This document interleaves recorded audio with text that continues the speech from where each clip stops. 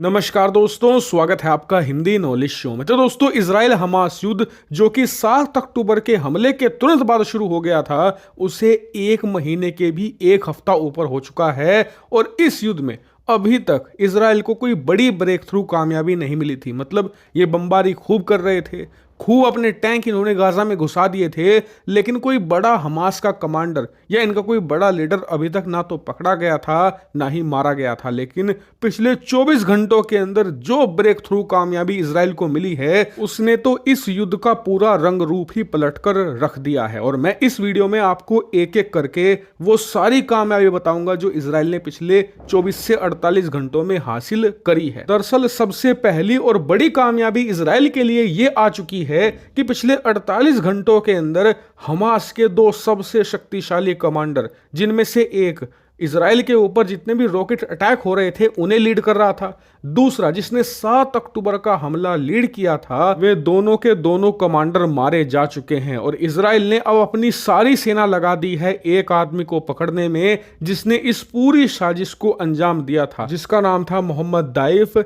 इस व्यक्ति ने ही 7 अक्टूबर हमले की पूरी प्लानिंग करी थी और युद्ध की शुरुआत भी इसकी वजह से ही हुई थी। और बताया जा रहा है कि यह व्यक्ति गाजा के अंदर ही किसी न किसी टनल सिस्टम के अंदर मौजूद है। वहीं अब बात करें दूसरी सबसे बड़ी कामयाबी की, तो वो ये है कि अगर आप युद्ध की शुरुआत से अब तक पिछला 1 महीना ही उठाकर देख लो, तो जितने बड़े हमले इजराइल ने अंजाम दिए हैं गाजा में, उतनी संख्या में हमास के लड़ाके नहीं मारे जा रहे। इसके उलट जो आम नागरिक है गाजा के, जो सिविलियन हैं, उनकी मौत ज्यादा हो रही थी। और ये इजराइल के लिए बड़ा सरदर्द था, क्योंकि इससे ना तो हमास को कोई खास डैमेज हो रहा था, उल्टा जो इजराइल की छवि है वो खराब हो रही थी। दुनिया भर में उसके खिलाफ आरोप लग रहे थे, प्रोटेस्ट हो रहे थे।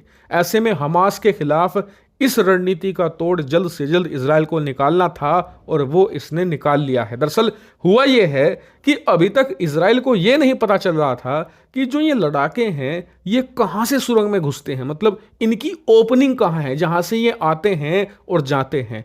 अब इजराइल को इसका पता चल चुका है। दरअसल ये सारी ओपनिंग थी गाजा के अंदर जो मस्जिदें थी वहां पर, और साथ ही हॉस्पिटल के अंदर, खास करके जो अल शिफा हॉस्पिटल है उसके जो नीचे है ना, इतना तगड़ा टनल सिस्टम मौजूद मिला है जहां पर उन्होंने पूरा हेडक्वार्टर बना रखा था। जी हां, हॉस्पिटल के नीचे सुरंगों के अंदर हमास का एक प्रॉपर हेडक्वार्टर था, और उसे घेर कर नष्ट कर दिया गया है। स्क्रीन पर आप एक उदाहरण देखिए कि किस प्रकार का टनल सिस्टम मिला है एक प्रोमिनेंट मस्जिद के अंदर गाजा में। और क्योंकि अब इजरायली सेना को इनकी ओपनिंग्स पता चल चुकी है इन पूरे के पूरे सुरंग सिस्टम की, तो इसकी मदद से ना सिर्फ इजरायली सेना इन सुरंगों को एक एक करके नष्ट कर रही है, बल्कि इसके अंदर छुपे बैठे हजारों की संख्या में हमास के लड़ाकों को भी चुन चुन कर मार रही है। और ये इजराइल के लिए एक बहुत ही ज्यादा बड़ी कामयाबी है। वहीं बात करें युद्ध की ओवरऑल सिचुएशन की, तो इस वक्त इजरायली टैंक गाजा के अंदर इतनी तबाही मचा रहे हैं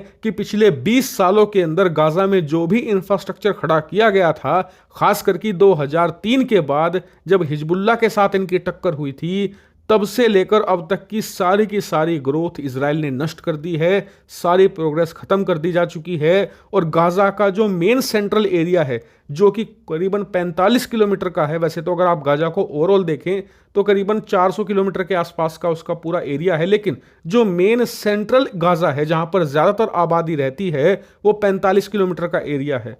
वहां पर कई इलाके ऐसे हैं जिन्हें लगभग खेत बना दिया गया है, क्योंकि सारी की सारी बिल्डिंगें नष्ट कर दी गई हैं, बिल्कुल सफाचट इलाका कर दिया गया है। वहीं ये तो बात रही युद्ध की, अब बात करते हैं डिप्लोमेटिक लेवल की। तो वहां पर भी इजराइल को एक बड़ा सपोर्ट मिला है, साथ ही चेतावनी भी कि उन्हें जल्द से जल्द हमास का खात्मा करना होगा। दरअसल हुआ यह है कि अब से कुछ ही दिन पहले यूनाइटेड नेशन के अंदर सीज फायर को लेकर एक प्रस्ताव लाया गया था, और आप जानकर हैरान होंगे कि उस प्रस्ताव के पक्ष में भारत ने भी वोट कर दिया है। जी हां, यानी कि अरब देशों के पक्ष में भारत ने वोट किया, जो कि भारत ने मेरे हिसाब से थोड़ा गलत स्टेप उठाया। यहां पर भारत एब्सटेन कर सकता था। वहीं बात करें इजराइल के लिए तो सबसे अच्छी बात यह रही कि अमेरिका अब भी उसके साथ मजबूती से खड़ा है और अमेरिका ने एक बार फिर से साफ किया है कि जब तक हमास का अंतिम लड़ाका भी नहीं मारा जाएगा तब तक कोई सीज फायर नहीं होगा, चाहे पूरी दुनिया क्यों ना आ जाए, अमेरिका इजराइल की मदद को पीछे नहीं हटेगा। अब ये इजराइल के लिए अच्छी बात तो है ही, साथ ही एक चेतावनी भी है,